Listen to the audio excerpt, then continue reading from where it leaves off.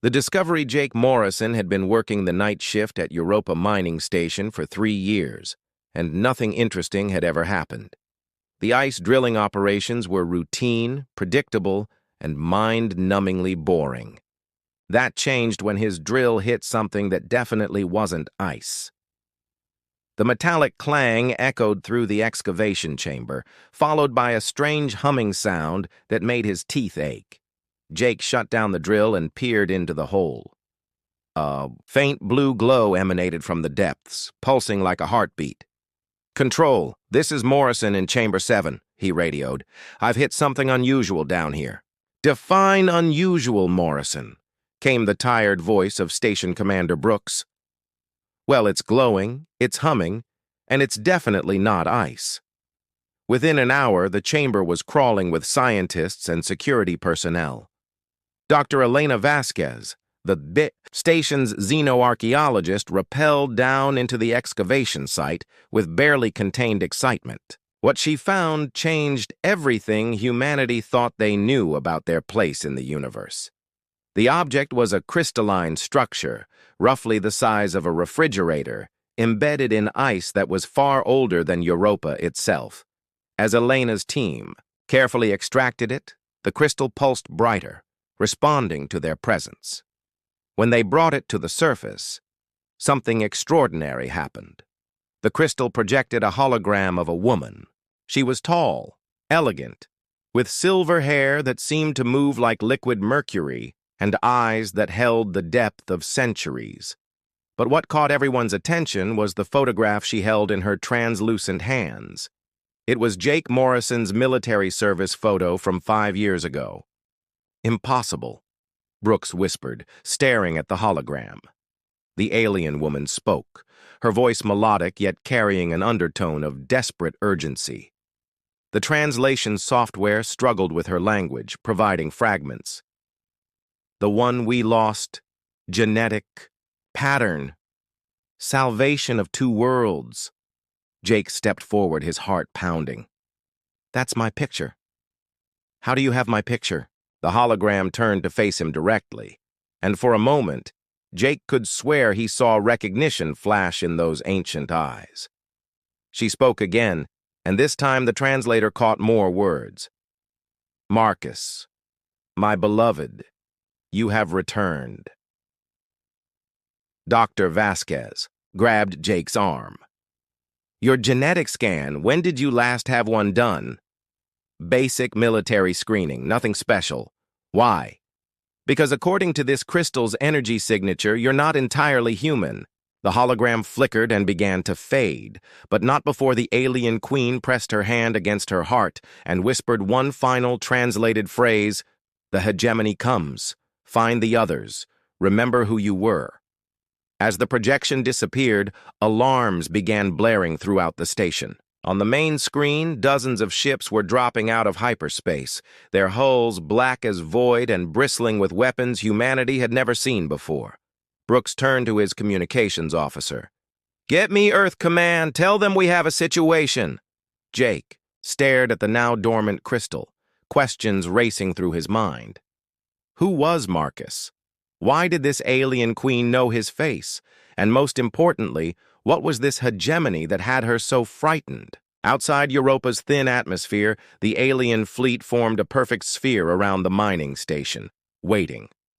Awakening memories, the hegemony ships held position for 6 hours, neither attacking nor communicating. Inside Europa Station, Jake Morrison sat in the medical bay as Dr. Vasquez ran every genetic test known to science. "This is impossible," she muttered, studying the results for the 3rd time. "Your DNA has sequences I've never seen before. It's like someone spliced alien genetic code into human chromosomes, but the integration is perfect. Natural." Commander Brooks paced the observation deck, watching the alien fleet through the reinforced windows. "Any word from Earth Command?" "They're mobilizing the fleet, but it'll take days to get here," his communications officer replied. That's when the crystal activated again. This time, the hologram was different. Instead of the queen, a tall male figure appeared. He wore armor that seemed to be made of living light, and his face was stern but kind. When he spoke, Jake felt something stir deep in his mind. "My son," the figure said, "if you are seeing this message, then the worst has come to pass. I am General Marcus Aurelius of the Celestial Republic, and you are my genetic heir, hidden among the humans of Earth." Jake's legs gave out. He sat down hard on the medical table as memories that weren't his own began flooding back. Memories of commanding star fleets, of a war that raged across galaxies, of a love that transcended species. The queen you saw is Lirelei of the Andorian Crown Worlds. She is, your mother in all ways that matter. When the hegemony destroyed our republic, we scattered our genetic legacy across the universe, hoping that one day our children would rise to finish what we started. Dr. Vasquez watched in amazement as Jake's eyes began to glow with the same blue light as the crystal. "Jake, your neural activity is off the charts." "I remember," Jake whispered. "Not everything, but pieces. There were 12 of us, 12 genetic heirs hidden on different worlds. The hegemony has been hunting us for centuries," the hologram continued. "You have abilities, Marcus. The power to interface with celestial technology, to command ships with your thoughts, to unite species that have forgotten how to trust. But beware, the hegemony's void lords can sense when these abilities awaken." As if summoned by those words, the alien fleet outside began to move. The largest ship, a kilometer-long behemoth covered in spikes and energy conduits, broke formation and approached the station. "Incoming transmission," the communications officer announced, the main screen, filled with the image of something that should not exist. The Void Lord was a nightmare made flesh, its face a shifting mass of shadows and teeth, its eyes burning with malevolent intelligence. "We know you are there, heir of Marcus," it spoke in a voice like grinding metal. "Surrender yourself, and we will grant this pathetic station a quick death." Jake stood up, and to everyone's amazement, his body was now surrounded by a faint aura of blue energy. "I don't think so." He walked to the station's central computer and placed his hands on the interface. Immediately, every screen in the facility lit up with information: ship schematics, tactical displays, weapon configurations, all celestial, technology that humanity had never seen before. "Dr. Vasquez, how long until the mining charges are ready?" "Mining charges? Jake, what are you planning?" "Something my father would be proud of," Jake said, his voice now carrying the authority of someone who had commanded star fleets. "We're not running. We're fighting." Outside, the hegemony fleet tightened its formation. They had found one of the 12, but they had forgotten something important about humans. Humans didn't surrender easily. The human factor Jake's transformation was remarkable to witness. The awkward mining technician was gone, replaced by someone who moved with the confidence of centuries. His hands danced across the celestial interface, uploading tactical data to every computer system on Europa Station. "Commander Brooks," Jake said, his voice carrying new authority, "I need you to evacuate all non-essential personnel to the deepest levels of the station. What we're about to do is going to get violent." "What exactly are we about to do?" Brooks asked. "Something the hegemony won't expect. We're going to fight back." Dr. Vasquez stared at the energy readings. "Jake, the power output from the crystal has increased by 300%. It's like it's responding to your emotional state." "Not my emotions," Jake corrected. "My determination. That's what they never understood about humans. We're not the strongest or the smartest species in the galaxy, but we're the most stubborn." The crystal projected another hologram, this time showing the technical specifications of Europa Station itself. Under Jake's enhanced perception, he could see the mining equipment wasn't just for excavation. The entire station had been built on an ancient celestial outpost, dormant for millennia. "Incredible," he whispered. "They hid it in plain sight. Humanity's been living on top of a celestial defense platform for decades and never knew it." Jake pressed his palm against the crystal, and Europa Station began to change. The mining drills retracted into the ice, revealing massive energy cannons. The communication arrays extended and reconfigured into targeting systems.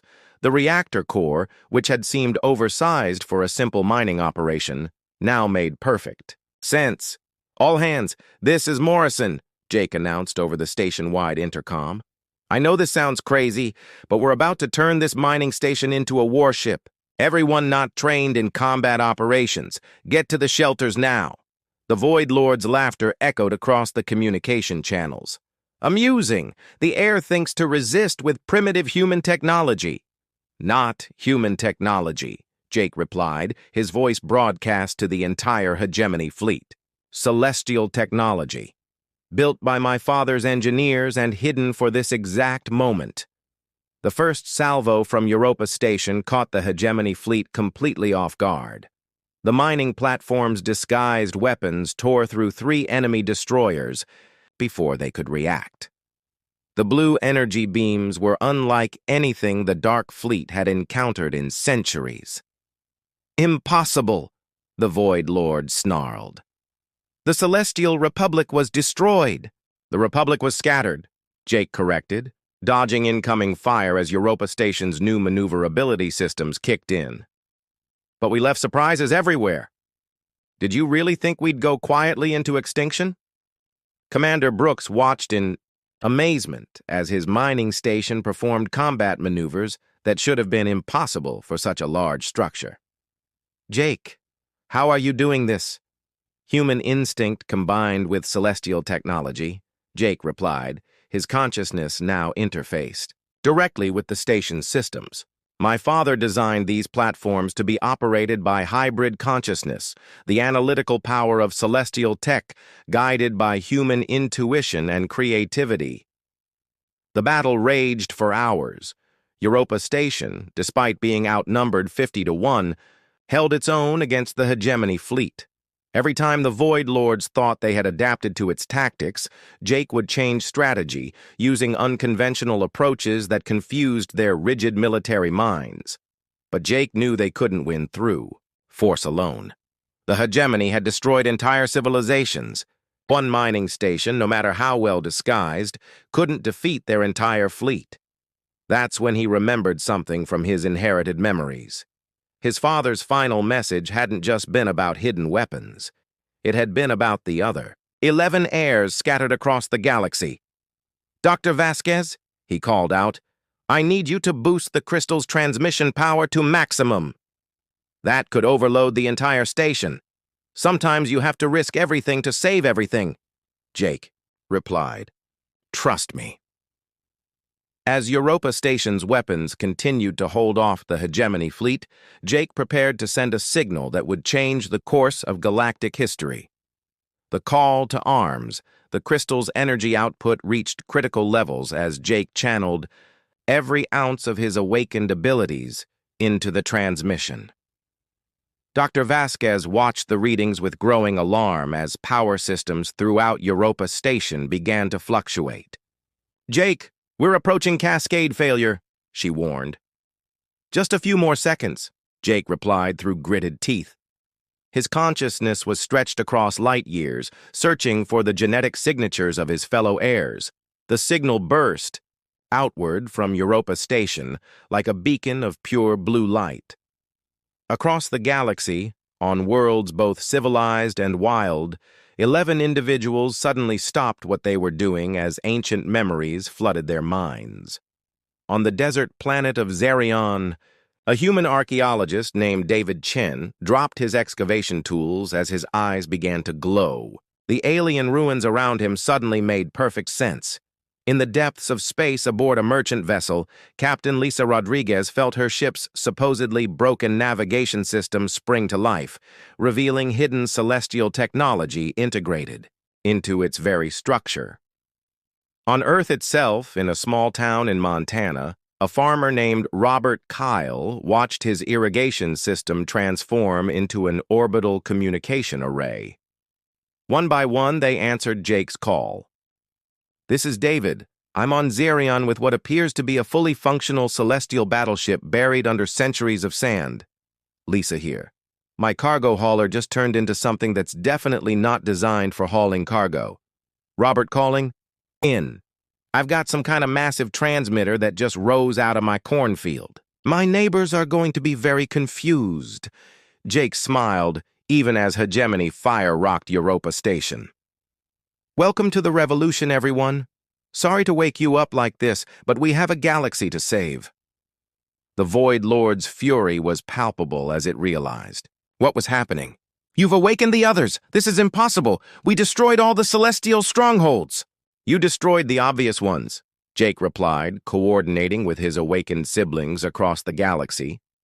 My father was smarter than that. He hid our inheritance in the last place you'd look, among species you considered too primitive to matter. Across space, the hidden celestial platforms began to activate. What the hegemony had assumed were simple human colonies and trading posts revealed themselves as sophisticated military installations. The communication network that connected them had been disguised as everything from irrigation systems to interstellar shipping routes. David, can you get that battleship operational? Already on it. This thing is incredible, Jake. It's been maintaining itself for centuries, just waiting for the right genetic signature. Lisa, how's your ship looking? Like it could punch through a moon. The cargo hold was apparently a weapons depot this whole time. The tide of battle began to turn as celestial technology came online across the galaxy. The hegemony, which had grown complacent after centuries of unopposed conquest, found themselves facing an enemy they thought they'd eliminated. But the Void Lords weren't finished. As their fleet began to take casualties, they activated something Jake's memories recognized with horror. "Everyone get clear!" he shouted. "They're powering up a world killer!" The massive hegemony flagship began to glow with malevolent energy. Dr. Vasquez stared at the readings in disbelief. "Jake, that thing is charging enough power to crack a planet!" "Not if I can help it," Jake replied. He turned to Commander Brooks. "Sir, it's been an honor serving with you. Take care of the station." "Where?" Are you going? Jake was already heading for Europa Station's newly revealed fighter bay. "To do something stupid and heroic. It's what humans do best." As he climbed into a celestial fighter that had been disguised as a mining pod, Jake opened a channel to his siblings across the galaxy. "Time to see what we're really made of. Dad always said we inherited the best of both species. Let's prove him right." The fighter launched from Europa Station like a bolt of blue lightning, heading directly for the world killer. Legacy of Two Worlds, Jake's fighter screamed through space toward the hegemony flagship, its celestial engines leaving a trail of blue fire.